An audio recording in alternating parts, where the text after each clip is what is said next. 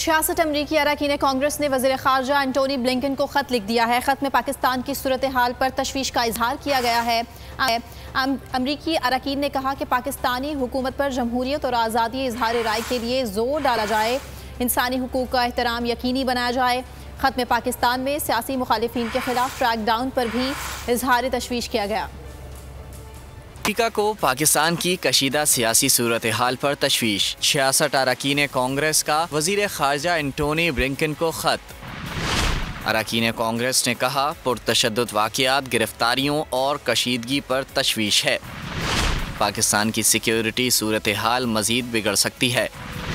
अरकान ने जमहूरी इदारों के इस्तेहकाम के लिए सिफारती ज़राए इस्तेमाल करने की अपील कर दी।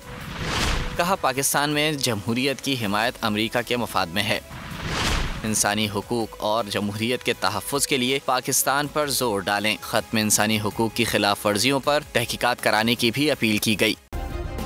सब्सक्राइब करें और बेल दबाएं ताकि कोई खबर रह न जाए।